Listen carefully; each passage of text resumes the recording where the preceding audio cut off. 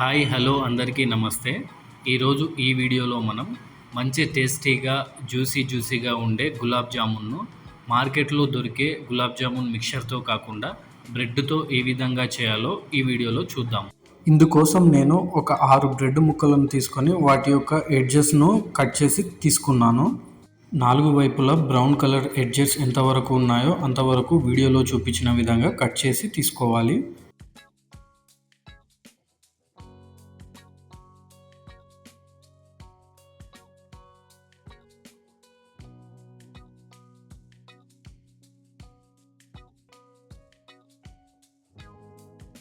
ఎడ్జులు cut చేసేది పూర్తయిన తర్వాత ఈ యొక్క బ్రెడ్ ముక్కలను ఒక బౌల్లోకి తీసుకొని చక్కగా చేతితో స్మాష్ చేసుకోవాలి.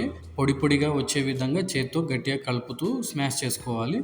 లేదు ఒకవేళ మిక్సీలో వేసుకొని మిక్సీ కూడా పట్టుకోవచ్చు. మిక్సీ పట్టుకుంటే ఈ విధంగా పొడి పొడిగా అవుతుంది. ఈ పొడి పొడిగా అయిన మిశ్రమంలో ఇప్పుడు కాచి చల్లార్చిన పాలను కూడా యాడ్ చేసుకోవాలి. ఈ పాలను యాడ్ చేసుకునేటప్పుడు కొద్దిగా చూసి జాగ్రత్తగా యాడ్ చేసుకోవాలి. మరీ ఎక్కువ పాలు పోసినట్లయితే కొద్దిగా మిక్చర్ అనేది వదులుగా అవుతుంది, తక్కువ పోస్తే గట్టిగా అవుతుంది. కాబట్టి అడ్జస్ట్ చేసుకుంటూ చక్కగా కలుపుకొని ఈ విధంగా ఒక పిండి ముద్దలా తయారు చేసుకోవాలి. ఇలా పిండి ముద్దలా చేసుకున్న తర్వాత దీనిపై కొద్దిగా ఆయిల్ను పోసుకొని ఒక 10 నిమిషాలు పక్కన పెట్టుకోవాలి. 10 నిమిషాల తర్వాత తీసుకొని ఇలా వీడియోలో చూపిస్తున్న విధంగా చిన్న చిన్న బాల్స్లా చేసుకొని ఉండలు కట్టుకొని మన గులాబ్ జామున్ బాల్స్ ఏ విధంగా తయారు చేసుకుంటామో అలా తయారు చేసుకొని పక్కన పెట్టుకోవాలి.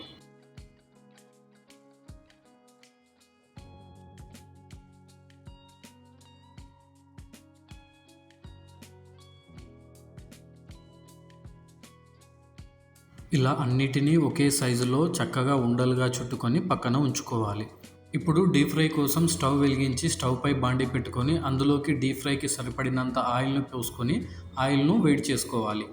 ఆయిల్ వేడెక్కిన తర్వాత మనం ముందుగా రెడీ చేసి పెట్టుకున్నటువంటి బాల్స్ను అందులో వేసుకొని చక్కగా డీప్ ఫ్రై చేసుకోవాలి.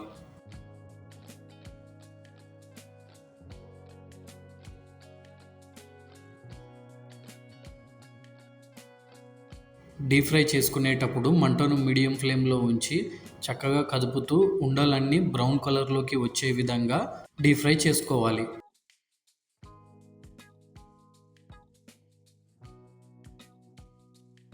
చూసారు కదా, డీప్ ఫ్రై చేసుకున్న తర్వాత ఎంత కలర్ఫుల్గా చక్కగా బ్రౌన్ కలర్లో ఏ విధంగా కనిపిస్తున్నాయో, అలాగే ఒక వాయి తర్వాత ఇంకొక వాయి మన బాల్స్ మొత్తాన్ని ఇదే విధంగా డీప్ ఫ్రై చేసుకొని పక్కన ఉంచుకోవాలి.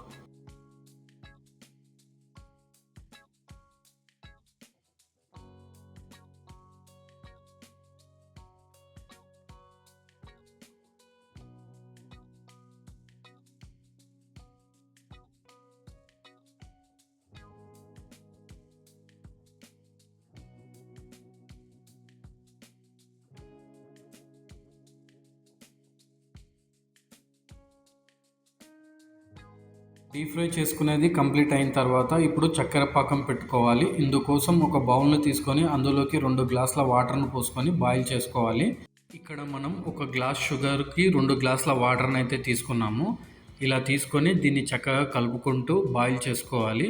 ఇలా బాయిల్ చేసుకుంటూ కొద్దిగా వేడెక్కిన తర్వాత ఇందులోకి మనము యాలకుల పొడిని కూడా యాడ్ చేసుకోవాలి. యాలకుల పొడి యాడ్ చేసుకొని బాగా మరిగే వరకు మరిగించుకోవాలి.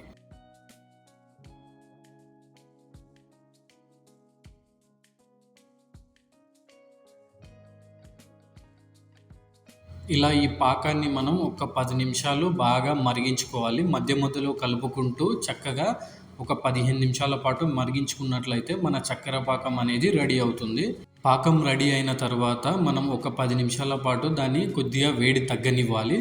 పాకం వేడి తగ్గి గోరువెచ్చగా అయిన తర్వాత మనం ముందుగా బాయిల్ చేసి పెట్టుకున్నటువంటి గులాబ్ జామున్లను కూడా ఈ పాకంలో వేసుకొని బాగా పాకాన్ని మొత్తం ఇవి పీల్చుకునేంత వరకు అందులోనే ఉండనివ్వాలి. ఈ గులాబ్ జామున్ ఉండలను ఒక 10 నిమిషాలు అలాగే పాకంలో ఉండనిచ్చి ఆ 10 నిమిషాల తర్వాత కనుక మనం సర్వ్ చేసుకున్నట్టయితే మన టేస్టీ గులాబ్ జామున్లు అనేటివి రెడీ అయిపోతాయి. మనం ఈ గులాబ్ జామున్స్ను గులాబ్ జామున్ మిక్స్తో కాకుండా బ్రెడ్తో చేస్తున్నాం కాబట్టి వీలైనంత ఎక్కువసేపు చక్కెర పాకంలో ఉంచిన తర్వాతే సర్వ్ చేసుకుంటే ఆ చక్కెర పాకం అనేది గులాబ్ జామున్స్ బాగా పీల్చుకొని చాలా స్మూతీగా మంచి టేస్టీతో జ్యూసీగా తినడానికి ఎంతో టేస్టీగా ఈ గులాబ్ జామున్స్ అనేవి ఉంటాయి. కాబట్టి మీరు కూడా ఒకసారి ఈ రెసిపీని ట్రై చేయండి. ఈ వీడియో కనుక మీకు నచ్చినట్లయితే మన ఛానల్ని సబ్స్క్రైబ్ చేసుకోండి. Thank you for watching.